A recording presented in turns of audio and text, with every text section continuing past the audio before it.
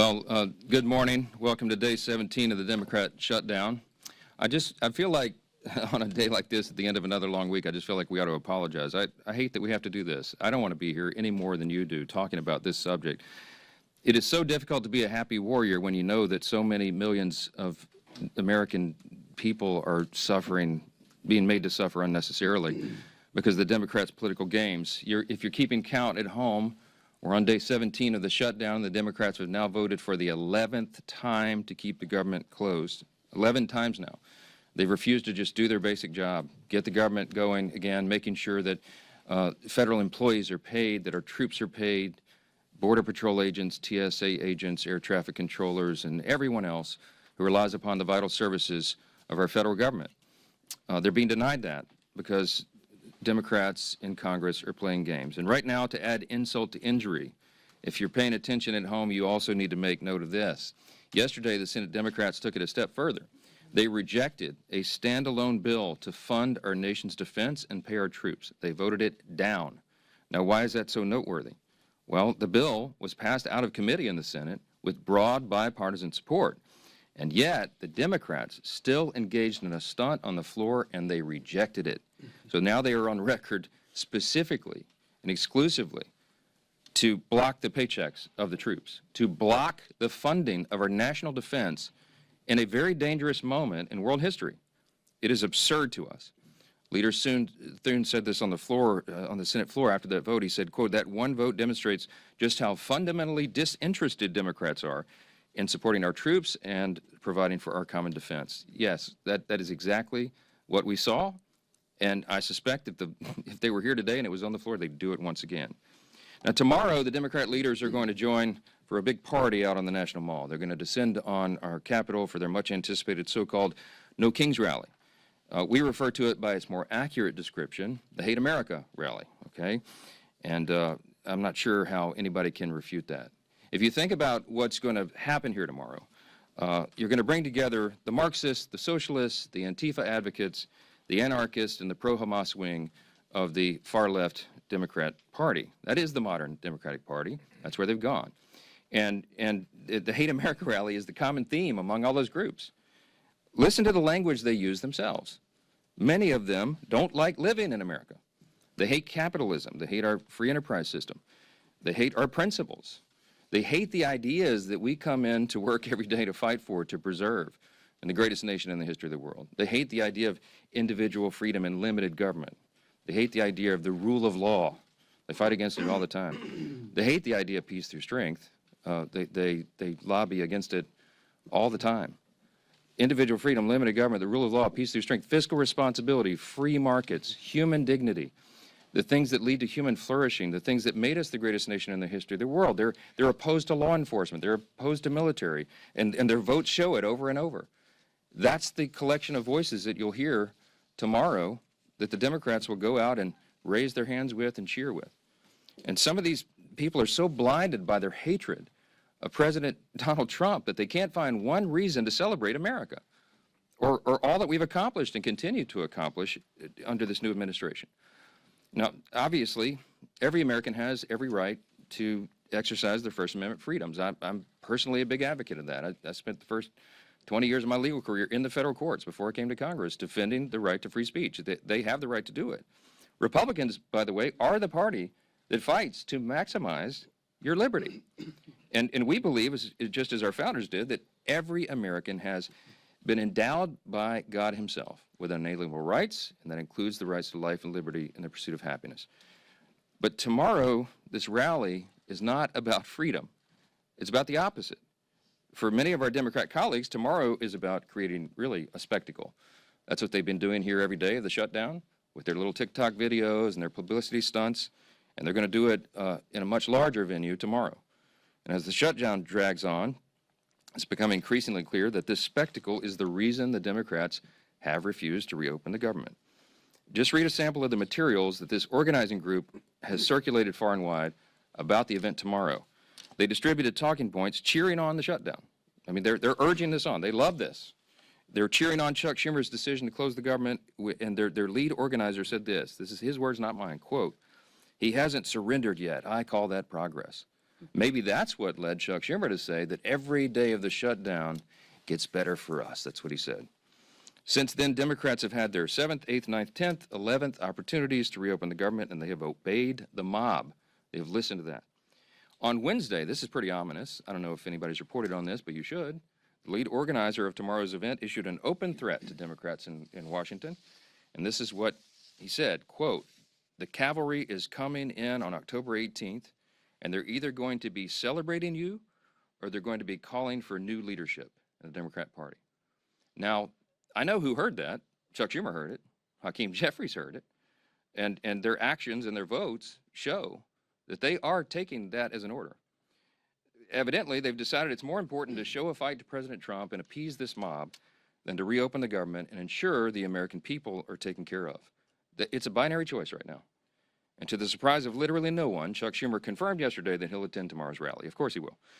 He gave an impassioned speech on the Senate floor. He urged his colleagues to stand with him and fight against President Trump.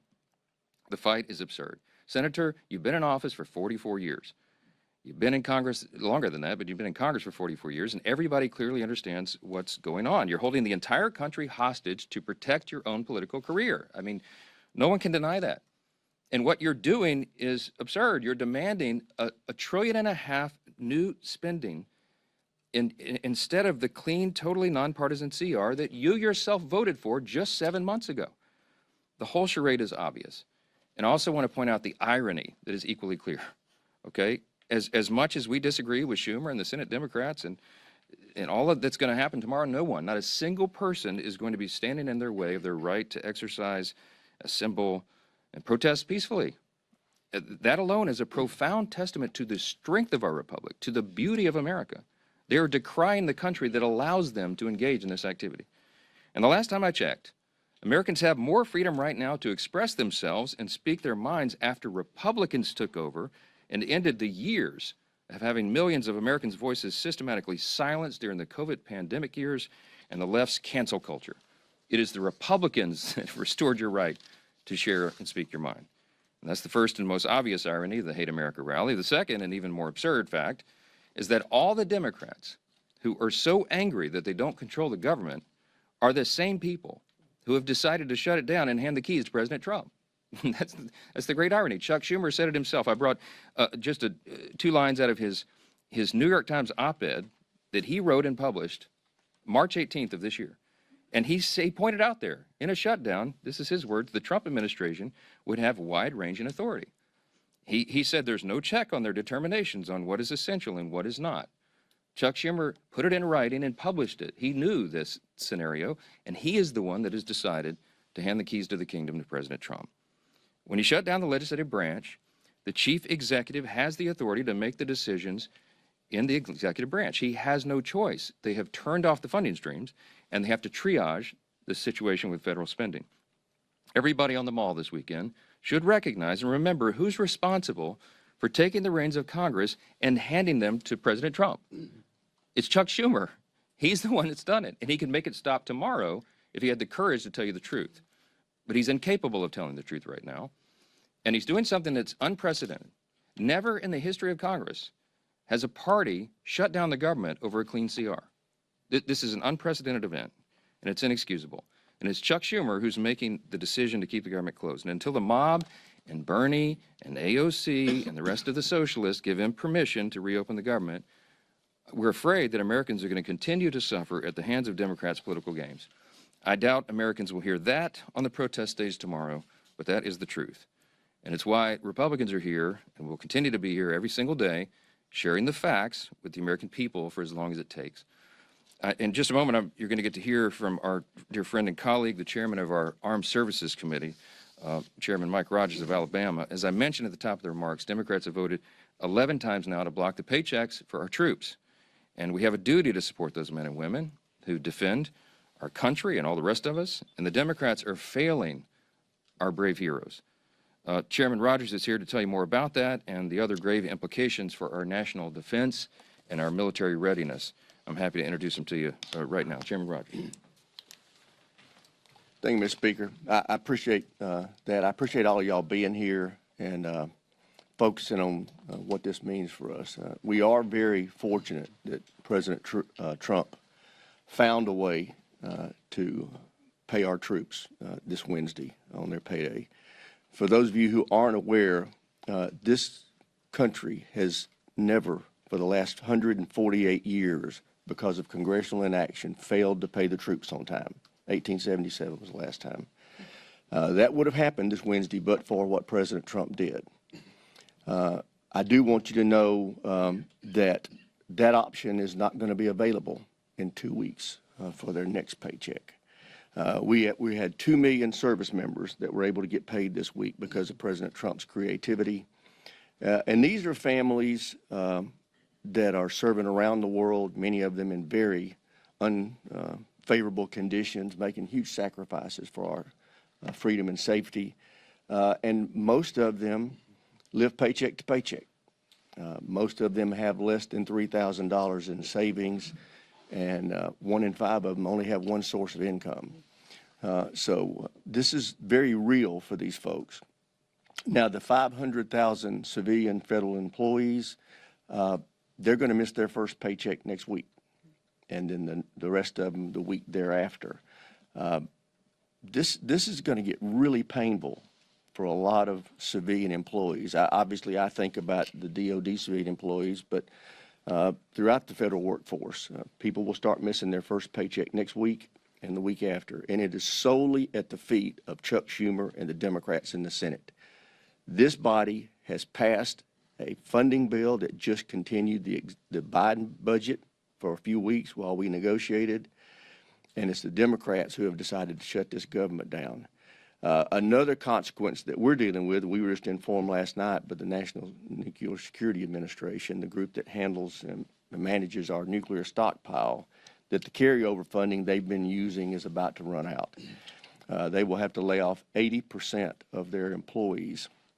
These are not employees that you want to go home. They're managing and handling a very important strategic asset for us.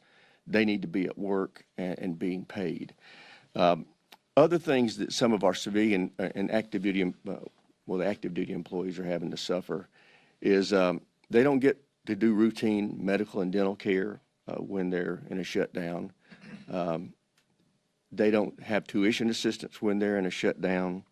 If you're got a permanent duty change of station that's occurred during the shutdown, you're just stuck. Your apartment may already be closed. You may be your furniture on a truck going somewhere, and you're just stuck in limbo. All these things are real life problems for people that are being imposed on them by the Democrats. Russia, China, Iran, North Korea, their governments are not shut down. These are the members of the axis of evil that we're having to deal with, and we need our Defense Department operating on all cylinders. Y'all know we've recently passed the reconciliation bill. We're in the middle of contract negotiations for nuclear submarines, for destroyers, for aircraft carriers. All that had to stop because of this. We have personnel that are supposed to be analyzing our intelligence gathering. They're gone home. They've gone home. They can't do their jobs.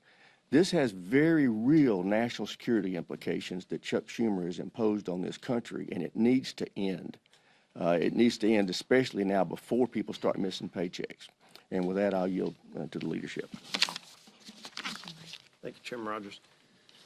Well, Chairman Rogers just laid out some of the dire consequences that are happening today because Chuck Schumer decided to shut down the government.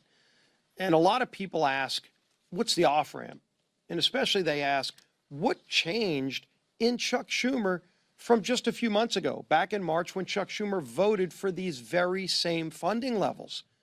Chuck Schumer himself voted for these funding levels in March, and today he's shutting the entire government down, jeopardizing America's national security over those same levels. And so what changed?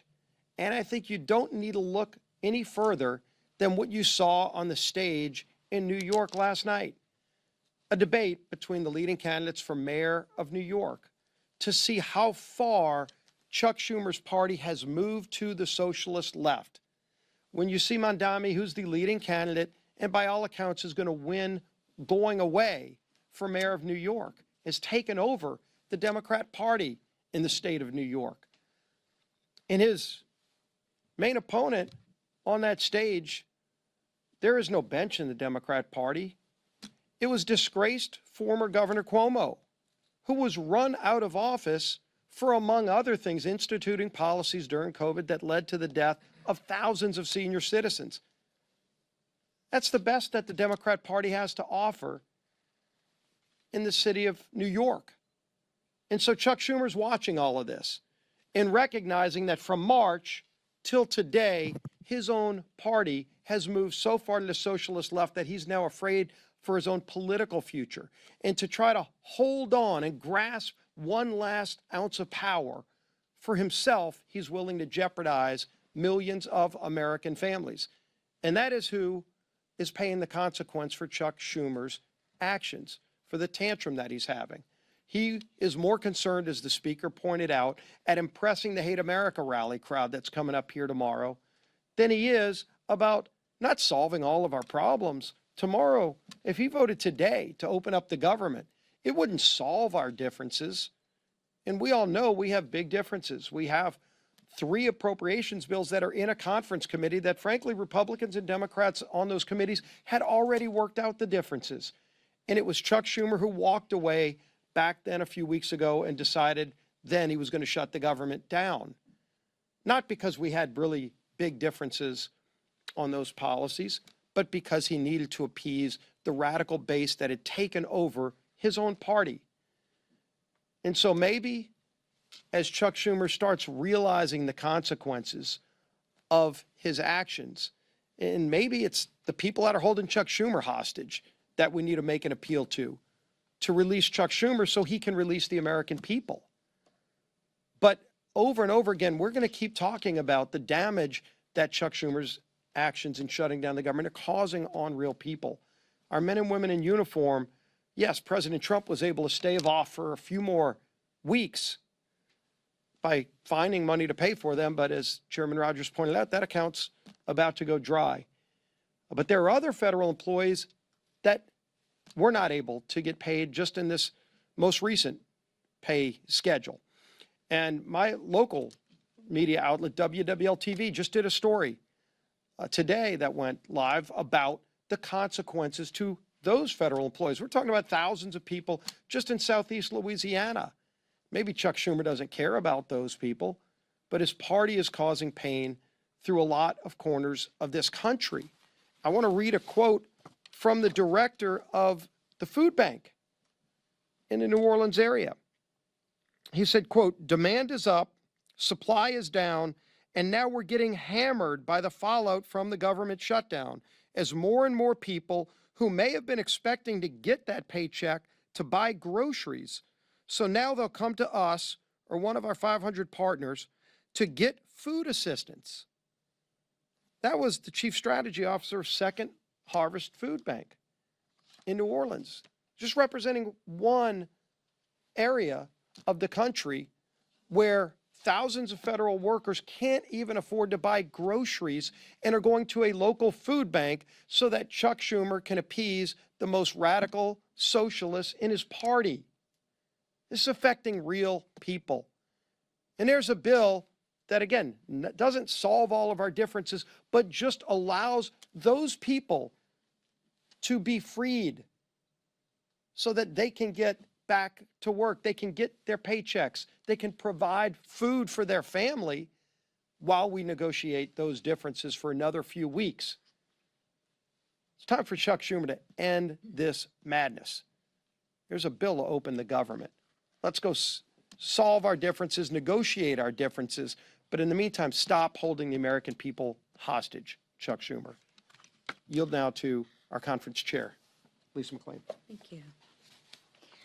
Well, happy Friday, everybody. Here we are again. It's been almost a month since House Republicans passed a bill to keep your government open. And what have Democrats done in all that time? They have voted now 11 times to shut the government down. Shut the government down. 10 times to deny paychecks to troops. 10 times to block food assistance from struggling moms and families. 10 times to close our national parks. And 10 times to force our TSA agents, Border Patrol officers and air traffic controllers to work without pay. Why? Ask yourself why. Because Democrats are holding the American people hostage, using you as leverage to demand more wasteful spending. That's what they want, to the tune of $1.5 trillion of that. And what do they want you to spend your money on? Well, again, let's take a look at it again. I know I sound like a broken record, but these are the facts. Government benefits for illegal immigrants. They want to spend your tax dollars on that.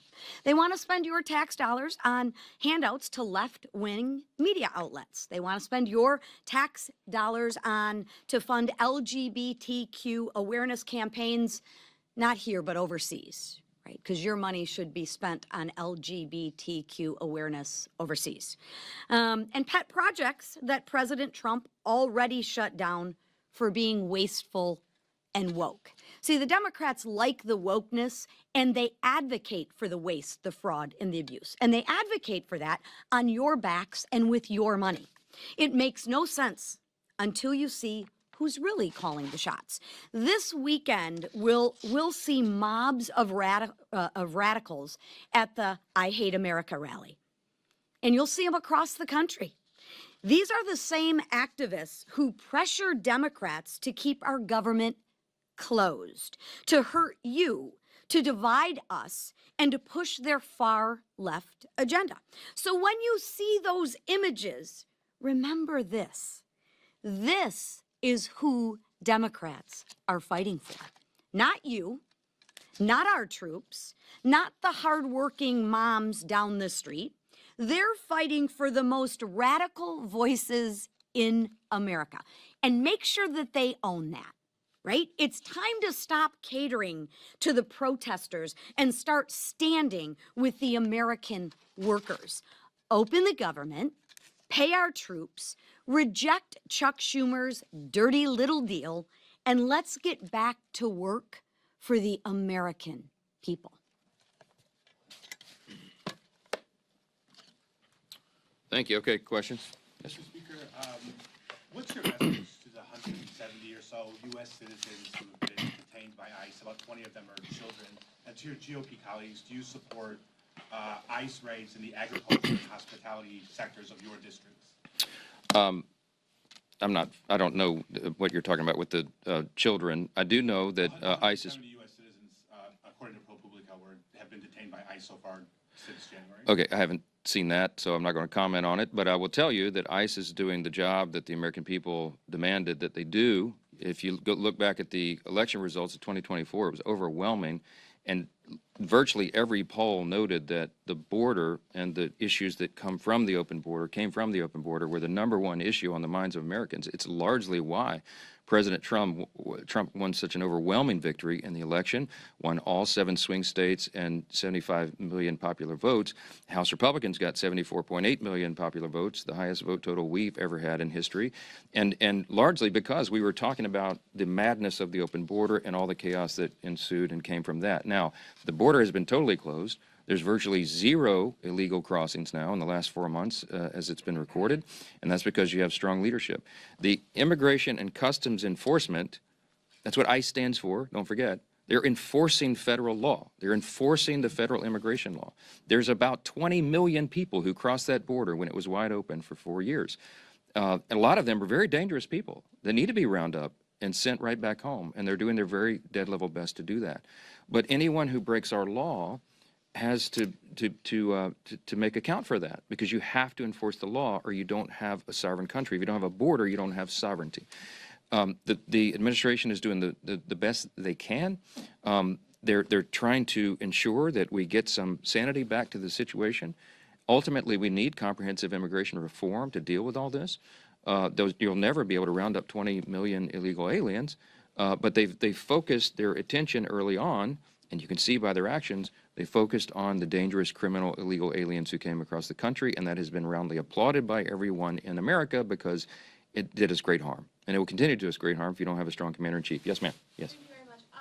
Hakeem Jeffries earlier today said to expect swift legal action if Adelina Grijalva isn't sworn in today during the pro forma session. What's your reaction to that? And are you still committing to only swear her in once the House is back in I thought Hakeem was a better attorney than that. It's a publicity stunt by a Democrat attorney general in Arizona who sees the national moment and wants to call me out. She has nothing whatsoever to do with what's happening in Congress. Rep-elect Grijalva is to be congratulating for winning her late father's seat.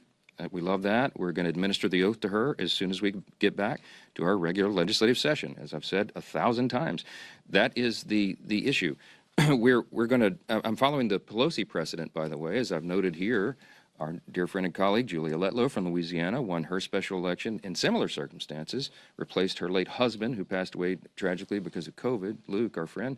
And Julia won the race, and Nancy Pelosi took 25 days to administer the oath to her, and no one held a rally or stomped around or barged indoors or did TikTok videos about it, because we understood that was the way the process works. If you look over the history of the institution, this is how it works. No one is impeding her. And by the way, I would say to Rep. Grijalva, if her Democrat colleagues and leadership have not informed her, you can't be serving your constituents right now.